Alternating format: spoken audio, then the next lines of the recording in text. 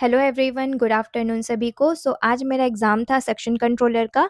उसका मैं रिव्यू देने जा रही हूँ। कैसा गया एग्ज़ाम, डिफ़िकल्टी लेवल कैसे था, पेपर कैसा आया था, कौन-कौन सा इसमें सब्जेक्ट रहते हैं, वो सभी बताने जा रही हूँ। सबसे पहले स्टार्ट करते हैं, सेक्शन कंट्रोलर क्या होता है? बहुत लोगों को आइडिया नहीं रहता है इसके बारे में। तो ये रेलवे की एक पोस्ट होती है सेक्शन कंट्रोलर। वही एग्ज़ाम रहता है इसका, और टीसीएस आई थिंक करवाती है इसका एग्ज़ाम। मैं आपको इसके सिलेबस बताती हूँ, तो इसमें होता क्या-क्या है। तो इसमें मैथ्स और रीज़निंग रहती है, रीज़निंग में लॉजिकल रीज़निंग रहती है, और जितना हम एसएससी के लिए पढ़ते हैं ना, बस उसी तरह सेम इसका भी सिलेबस रहता है, थोड़ा ऊपर-नीचे हो सकता है, बट सेम ही रहता है। इसमें मैथ्स और रीज़निंग रहता है, और साथ में कुछ क्वेश्चंस पैसेज के भी रहते हैं। तो 60 क्वेश्चंस मैथ्स के थे, एंड उसके अलावा रीज़निंग और पैसेज था। तो पैसेज इस बार 3 पैसेज आए थे, वैसे मॉक टेस्ट में 2 ही मैंने सॉल्व किए थे, और मैथ्स भी ठीक थी, ईज़ी थी। कुछ क्वेश्चंस तो बहुत ईज़ी आए थे, आराम से बन जा रहे थे, सिम्प्लिफिकेशन बहुत ईज़ी था, और उसके अलावा एसआई-सीआई ईज़ी थे। बस जो एडवांस मैथ के कुछ क्वेश्चंस ऐसे थे, जो डिफ़िकल्ट लग रहे थे। एंड देन उसके अलावा जो भी रीज़निंग के क्वेश्चंस थे, सब के सब ईज़ी थे, कोई भी डिफ़िकल्ट क्वेश्चन नहीं आया था।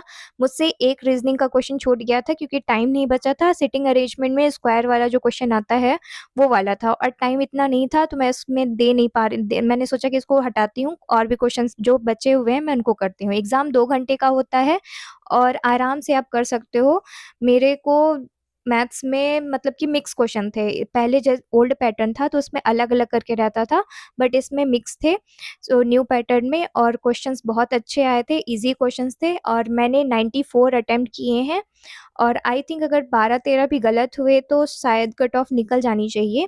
बट देखते हैं क्या होता है। अपनी तरफ से मैंने अच्छा किया है, मैथ्स में तो कोई भी गलत नहीं है, बस एक प्रोबेबिलिटी का और एक स्टैटिस्टिक का क्वेश्चन था, जो मुझे थोड़ा-सा डिफ़िकल्ट लग रहा था। मैंने अपने हिसाब से करके आई हूँ, सॉल्व करके आई हूँ, फिर भी देखते हैं क्या होता है।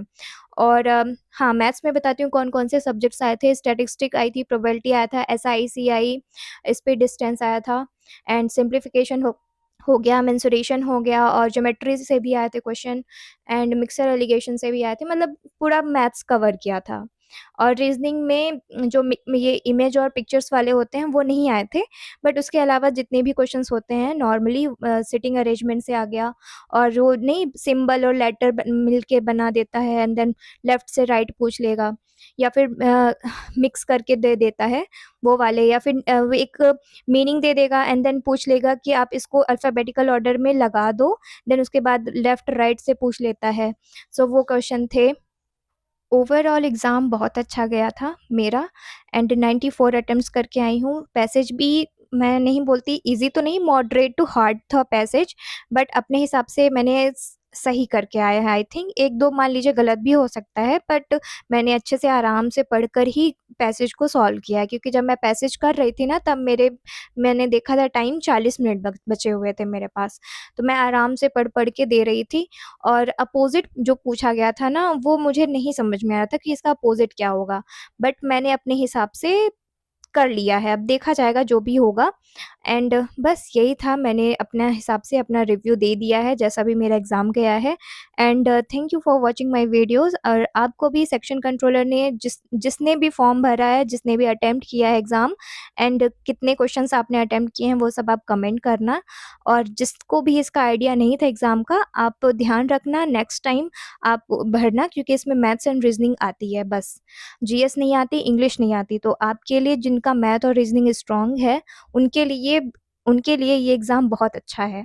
आप भर सकते हो next time, and thank you for watching my videos. Thank you.